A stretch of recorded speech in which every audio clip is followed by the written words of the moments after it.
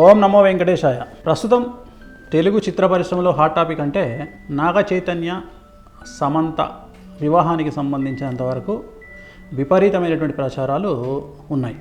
ముఖ్యంగా నేను ఈ సంవత్సరం మే 28వ తేదీ చెప్పినట్లుగా నాగ చైతన్య సమంత జాతకాల్లో ఉన్నటువంటి దోషాల రీత్యా అంటే నాగ చైతన్య జాతకాన్ని విశ్లేషించినట్లయితే ఆశ్లేష నక్షత్రము, అలాగే జాతకంలో రవి శని కాంబినేషన్తో పాటు కాలసర్ప దోషం ఉంది. రవి అంటే తండ్రి స్థానం, అంటే తండ్రి స్థానం మంచిగా లేదు నాగ చైతన్య జాతకంలో. అంటే తన యొక్క తండ్రి స్థానం అంటే తన తండ్రి స్థానం కావచ్చు, లేదా తను తండ్రి స్థానం అవ్వడం అవ్వచ్చు. అంటే తన పిల్లలకు తనకు, లేదా తన తండ్రికి తనకు ఉండే వ్యవహారాల్లో లోటుపాట్లు ఉండేటువంటి అవకాశం ఉంటుంది.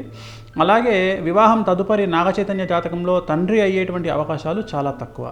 నేను మాట్లాడేది సహజ సిద్ధంగా తండ్రి అవ్వడం గురించి మాట్లాడుతూ ఉన్నా. ఈ మధ్యకాలంలో ఐవీఆర్లో టెస్ట్ ట్యూబ్ బేబీలు లాంటివి వస్తున్నాయి కాబట్టి మరి ఏమిటండి గురువుగారు తండ్రి కాలేడన్నారు, సంతానం లేదన్నారు, మరి సంతానం అయ్యింది అంటే నేను సహజ సిద్ధంగా మాట్లాడుతున్నా. టెస్ట్ ట్యూబ్ బేబీలో ఐవీఆర్లో అయితే జాతకాల్లో చెప్పలేము, కానీ నేను మాట్లాడేది సహజ సిద్ధంగా తండ్రి అయ్యేటువంటి జాతకం అయితే కాదు. ఎందుకంటే జాతకంలో శని రవి కాంబినేషను, అలాగే కాలసర్ప దోషం ఉంది. ఇక మనకు సమంత జాతకాన్ని కనుక విశ్లేషించినట్లయితే భరణి నక్షత్రము, అమావాస్య రోజు జన్మించినటువంటి అమ్మాయి నాగ చైతన్యం చేసుకోవడం వల్ల నాగ చైతన్యకే బాగా కలిసి వచ్చేటువంటి అవకాశంగా మారి ఉంటుంది, మారబోతూ ఉంది. కానీ అమ్మాయి జాతకంలో కూడా కుజదోషం కనిపిస్తూ ఉంది, కాలసర్ప దోషం కనిపిస్తూ ఉంది. అలాగే జాతకంలో శుక్ర గురు రాహు అనేటువంటిది ఎలాంటి జాతకానికి తీసుకెళ్తుంది అంటే శుక్రుడు నీచ స్థానంలో ఉన్నాడు ఈ అమ్మాయి జాతకంలో. అంటే సంసారిక సుఖం అనేటువంటిది ఉండకుండా సంసారంగా ఇద్దరు భార్యాభర్తలు దూరంగా ఉండేటువంటి అవకాశాలు కనిపిస్తూ ఉన్నాయి.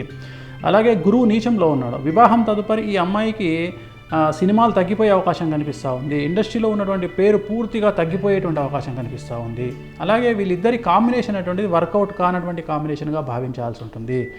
మరీ ముఖ్యంగా ఈ మధ్యకాలంలో మనం తీసుకుంటే సమంత ఏదో మత మార్పిడి పూజలు చేయించుకున్నట్టుగా ప్రచారంలో ఉంది. మత మార్పిడి అనేటువంటిది వేద ఆశీర్వచనం వల్ల జరిగేటువంటి పూజలు కాదు. మత మార్పిడి అనేటువంటిది ఒక శాస్త్ర ప్రామాణికంగా జరగాల్సినటువంటి ఒక పూజ.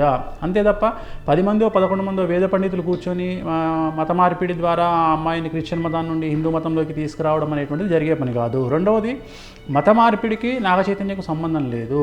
దోష నివారణ పూజలు చేసుకుంటే మాత్రమే ఇద్దరు కూర్చోవాలి తప్ప మత మార్పిడికి సమంత ఒక్కదాన్ని కూర్చోబెట్టి పూజ చేస్తే సరిపోతుంది. కాబట్టి నా ఉద్దేశం ప్రకారము జాతకరీత్యా నాగ చైతన్యకు సంబంధించినంత వరకు పూర్తి స్థాయిలో కనుక విశ్లేషించినట్లయితే కాలసర్ప దోషం ఉంది, అలాగే సమంతకు కుజదోషం ఉంది.